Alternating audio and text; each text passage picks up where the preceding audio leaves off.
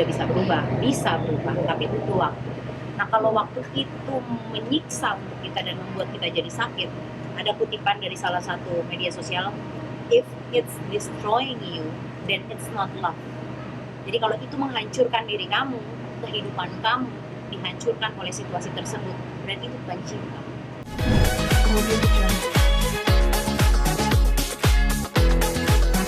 Iya sih, concern sih mengenai berita itu. Jadi kayak agak takut karena selama ini kan kalau anak demam gitu ya, kalau anak demam atau sakit gitu kan biasanya kan obat yang selalu dikasih yang paling gampang dan mudah itu yang umum juga biasanya ibu kasih kan paracetamol.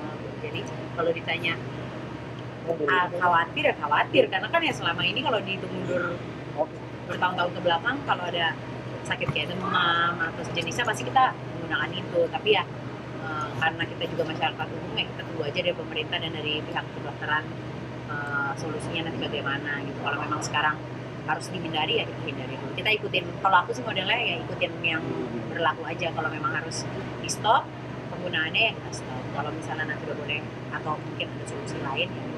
Berarti sempat panik juga dan besar juga ya bisa pas kamu ya maksudnya panik yang bagaimana juga ya enggak juga karena kebetulan kan ya alhamdulillah anak sehat gitu. Tapi kan jadinya punya kekhawatiran aja nanti kalau tiba-tiba gitu anak sakit mendadak yang biasanya misalnya paling utama kan kalau anak tuh misalnya demam paracetamol udah umum banget tuh gitu.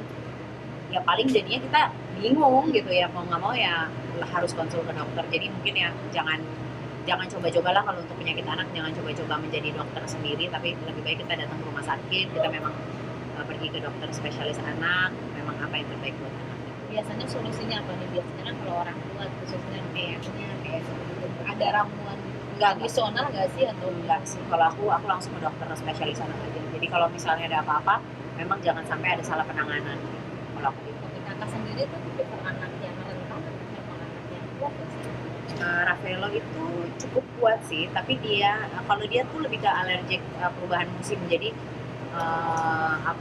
lebih ke saluran pernafasan gitu. Jadi kalau misalnya ada perubahan musim biasanya ISPA, tapi kan itu umumnya, maksudnya untuk anak-anak terserang ISPA itu infeksi saluran pernafasan itu sering terjadi gitu ya, batuk, pilek gitu. Tapi biasanya aku kalau kayak gitu tuh aku langsung pergi ke dokter spesialis anak sih gitu. Jadi nggak pernah mau mencoba-coba atau menjadi dokter sendiri gitu. Jadi lebih baik memang ke ahlinya gitu, datang ke rumah sakit, pergi ke dokter spesialis anak dan banyak harus bagaimana. Ini kan masih simpang siur nih kayak anjuran buat pemerintah sendiri khususnya Menteri Kesehatan. Betul kan?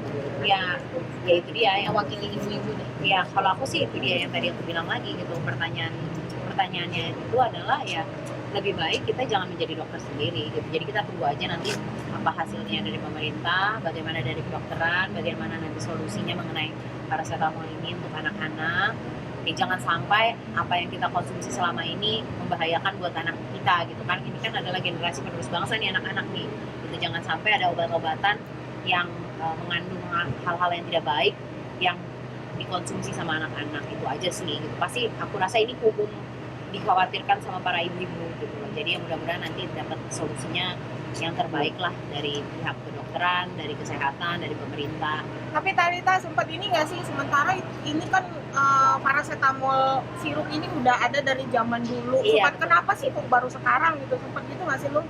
Ya kalau sebenarnya kalau dibilang bingung ya kita hidup nih sampai sekarang umur ini mas-mas mbak-mbak semuanya sehat-sehat semua dan saya yakin kalian semua juga mengkonsumsi paracetamol gitu. Jadi ya kalau ditanya khawatir ya balik lagi pasti khawatir, tapi kan pada kenyataannya toh kita semua sekarang sehat.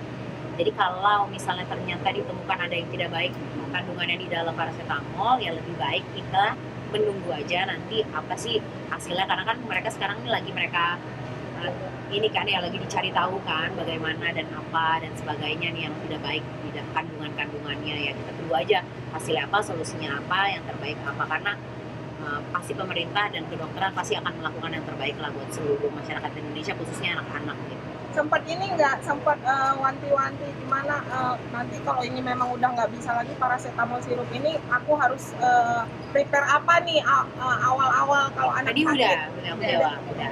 Untuk persiapan nikah Kata-kata ada kabar bahagia katanya. kabar bahagia. nggak ada bohong siapa, nggak ada. Jadi masih menikmati kesindulannya sendiri atau seperti apa? Iya, pacaran aja, menikmati Sendirian. hari-hari bahagia aja gitu loh. Belum ada apa itu Planning terus. yang serius itu masih ada rasa trauma tuh. Enggak sih, justru lagi ringan-ringan ya pundak. Jadi kayak ya lagi menikmati kebahagiaan bersama anak, bersama pacar aku, keluarga, pekerjaan, lagi enjoy aja sih, nggak ada masalah apapun. Tapi kalau gosip-gosip tadi Enggak benar ya. Lebih berhati-hati atau seperti apa? Walaupun sekarang lagi menjalani. iya, hati-hati pasti. Ya maksudnya gimana ya, membuka hati tapi hati-hati gitu. Jadi kayak ya udah jalanin aja. Kalau misalnya memang sekarang ternyata jodoh, pasti aku yakin Allah akan semakin dekatkan. Kalau misalnya memang tidak berjodoh, pasti nanti sama Allah dijauhkan. Jadi aku nggak muluk-muluk dan nggak mau terlalu juga oh iya loh, ini loh, itu loh gitu. Ya maksudnya ya santai aja dulu gitu, karena kan pengalaman hidup aku yang sebelumnya kan juga udah nggak enak gitu. Jadi lebih baik kalau saat ini gitu aku enjoy dulu lah kehidupan aku ini yang baru gitu. Pengennya menikmati hari-hari yang indah gitu sama anak, sama orang-orang yang terdekat, sama pacar aku, sama orang tua aku gitu. Pengennya happy-happy aja. Sesimpel itu, kalau ditanya sesimpel itu yang aku inginkan saat itu. Tapi ada target Sempat ada biasanya kalau pacaran orang dewasa pasti ada gambaran kan. Ya karena kan memang target gitu. ya kan usia kita, maksudnya usia aku kan memang sudah usia matang ya gitu loh. Memang sudah usia menikah gitu. Tapi tujuan dan target itu pasti akan ke arah sana. Tapi kalau ditanya sekarang ya belum, karena kan kita juga baru memulai. Jadi ya didoain aja, mudah-mudahan teman-teman wartawan, teman-teman media yang tahu aku dari kecil, atau mungkin yang baru-baru ini gitu. Ya mudah-mudahan aja kalau memang ini baik buat aku, baik buat anak aku, baik buat kesehatan mental aku, lahir batin, dan kedua belah pihak keluarga kami juga semuanya saling mendukung terhadap aku dan pasanganku yang sekarang gitu. Jadi ya mudah-mudahan ya yang terbaik lah buat kita, minta doanya. Kakak sudah dekat banget. Kakak sudah dekat banget. Basicnya kan kita teman dari sekolah gitu, dari kecil. Jadi ya kalau ditanya deket banget ya emang udah saling kenal satu sama lain gitu. Cuman kan antara berteman dengan berpacaran kan pasti lain gitu. Jadi ya kita sekarang lagi menikmati momen-momen rendahnya aja dulu gitu, lagi berjalan keseharian kita dengan satu sama lain, kesibukan yang berbeda kan, dia bisnis, saya di dunia entertain gitu. Jadi kayak ya udah kita saling mengisi satu sama lain, mencintai kekurangan satu sama lain, saling mengobati, karena kita kan juga punya chapter 1 yang sama-sama nggak enak gitu. Jadi kayak ya udah kita pass is pass sekarang ke depannya. Jadi kita cuma berharap, minta doa dari Allah, dari keluarga, kerabat gitu, dari teman-teman media gitu ya. Mudah-mudahan kehidupan aku yang nextnya bisa jauh lebih bahagia daripada yang lalu. Talita sendiri kan enjoy ini sekarang ini dengan keseharian Talita dengan pasangannya. Nah, dengan pemerintahnya sekarang ini kan banyak juga tentang kadernya, apalagi Talita sendiri kan mengalami menyikapinya dengan hal seperti Mengenai apa karir? ya, Ya gini, kalau aku termasuk korban yang sudah move on ya, gitu, sudah melewati masa-masa kelam itu. Jadi aku cuma bisa bilang mungkin ini sedikit edukasi buat seluruh masyarakat yang terperangkap di situasi seperti itu. Aku bisa berempati dan bersimpati karena I've been there. Artinya aku pernah ada di situasi itu. Yang namanya kekerasan fisik dan verbal itu sangat menyakitkan. Ada intimidasi di situ, ada temperamental di situ, ada kekerasan, udah pasti ya, ada penekanan, posesif yang berlebihan, ada memanfaatkan dari berbagai faktor gitu, dan itu semua adalah racun kalau bahasa gaulnya toxic. Jadi itulah yang disebut toxic relationship. Nah, kalau memang kita sudah sadar bahwa yang namanya KDRT, main perempuan, perselingkuhan, itu semua adalah penyakit. Sebuah penyakit tidak bisa orang lain yang sembuhkan. Itu hanya bisa dari si pelaku sendiri yang menyembuhkan dirinya dia. Jadi kalau misalnya terperangkap di dalam situasi seperti itu, memang nggak mudah. Saya nggak bisa bilang atau menjudge atau mensamaratakan semua orang sama, karena pemicunya pasti lain, yang dialaminya juga pasti berbeda, situasinya juga pasti lain. Tapi ketika sudah ada di titik turning point di dalam hidup yang memang sudah terbuka matanya, sudah yakin secara tekad gitu ya, artinya pertimbangan faktor kehidupan, konsekuensi, resiko itu semua ada. Nah, tapi ketika kita sudah berani untuk maju, jangan pernah lagi lihat ke belakang. Kalau di dalam situasi itu ya, ketika sudah berani maju, melangkah. Kenapa? Karena jangan sampai hal tersebut menghancurkan diri kita. Karena itu nggak baik. Kalau alasannya banyak, baru mau bilang, alasannya banyak sekali. Kalau khususnya perempuan, pasti pertimbangannya anak. Betul, saya juga begitu. Pertimbangannya anak, gimana nih nanti ya kalau saya jadi ibu tunggal, bisa nggak membesarkan anak sendiri? Gimana ya nanti kalau misalnya anak saya nggak punya sosok bapak? Gimana ya nanti kalau anak saya malu nggak punya bapak? Gimana ya nanti kalau anak saya tahu kelakuan bapaknya? Itu semua jadi pertimbangan. Tapi ternyata setelah melewati masa itu, saya jadi sadar bahwa kalau kita mempertahankan hubungan toksik di antara buat anak itu, demi anak dengan alasan anak, justru itu toksik. Karena anak akan melihat, akan merekam, akan mengingat, dan itu adalah traumatik tersendiri buat anak. Dan jadi secara psikologis justru itu tidak baik buat anak. Jadi kalau misalnya kita memikirkan anak kita, ya kita harus bisa benar-benar mempertimbangkan situasi seperti itu, apakah benar baik buat anak kita atau tidak. Karena kalau buat aku itu tidak baik. Karena bakalan terulang lagi ya. Bukan bakalan terulang lagi. Yang namanya yang saya bilang itu KDRT dan segala jenis sifat, sikap, tabiat, karakter itu adalah kebiasaan, itu tuh penyakit, nggak bisa disembuhkan oleh orang lain. Jadi kalau si pelaku ini, pribadi siapapun itu orangnya, kalau tidak memang mau merubah dirinya, tidak akan bisa. Dan merubah karakter, sifat, tabiat, kebiasaan itu butuh waktu yang lama. Bukan waktu yang sebentar, 1-2 hari, 1-2 bulan, 1-2 tahun, tapi lama. Jadi kalau kita mau mengharap kayak gitu, itu kayak ngarep-ngarep apa ya? Ya, gimana sih harapan yang semu gitu loh, ngayal gitu. Jadi saya nggak bilang bukan berarti para pelaku itu tidak bisa berubah, tapi itu butuh waktu. Nah kalau waktu itu menyiksa untuk kita dan membuat kita jadi sakit, ada kutipan dari salah satu media sosial, if it's destroying you, then it's not love.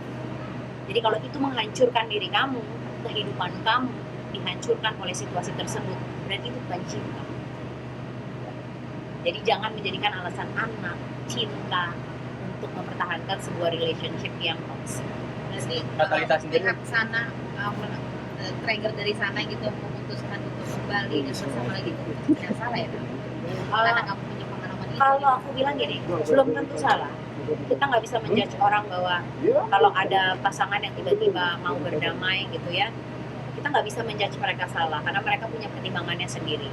Tapi yang saya bilang, kan ada faktor konsekuensi dan resikonya ketika memilih atau memutuskan sesuatu hal. Sudah ada perjanjian gitu. Walaupun sudah ada apapun itu, jadi ya harus memang dipikirkan secara matang, harus dipikirkan dengan bulat gitu.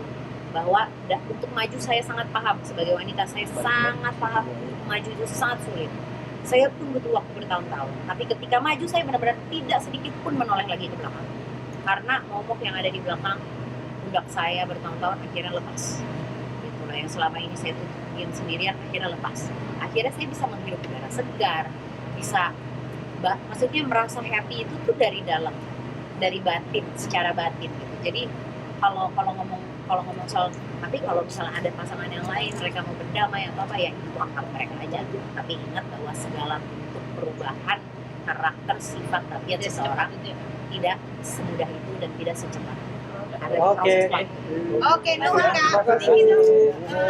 Soal hantu. Seruat ini nggak sih? Jangan deh nanti Ini Pak. jadi misteri aja mbak. Kampung Bandan, di stasiun Kampung Bandan tuh kayak suka banyak penampakan makhluk halus. Sekarang di situ sering banyak orang ketabrak kereta, mungkin tanggapannya gimana? Jadi sering terjadi kecelakaan kereta. Ya. Jadi akhirnya banyak makhluk halus, jadi penampakan ya, kita kira misteri. angker gitu Nah, ya. Ya, Wah. tanggapan gimana ya? Mbak, di stasiun Kampung Bandan, menurut warga sekitar suka ada penampakan makhluk halus. Salah satunya mungkin diduga karena itu banyak penyeberang jalan yang ketabrak kereta. Oke. Mungkin tanggapan gimana mbak? Waduh, kebetulan aku orangnya penakut juga nih sama yang begituan. Jadi kalau ditanya tanggapannya ya takut, gitu. Jadi jangan sampai kalau misalnya ada suatu kesempatan harus melewati area itu, ya jangan sampai ngelihat penampakan, karena aku pasti akan menjerit ketakutan. Ya tapi mudah-mudahan untuk warga sekitar ya diberikan hidup yang aman, yang tentram gitu. Karena kan ingat aja bahwa kita punya Allah yang selalu menjaga kita gitu. Jadi nggak usah perlu takut sama makhluk halus yang jahat-jahat sama kita, karena ingat yang paling sempurna ciptaan Allah adalah kita. Jadi kita nggak perlu takut sama hal-hal yang seperti itu. Tapi saat melintas kereta nyebrang suka takut nggak? Secara pribadi gitu ketika lihat Takut aku karena kan kalau aku nyetir bawa mobil ya gitu. Aku biasanya kalau misalnya di lintasan kereta kalau mau ada yang lewat kan pasti ditutup dulu tuh. Nah kalau lagi ditutup aku selalu pasti buka kaca. Pasti lewat lintasan kereta aku buka kaca.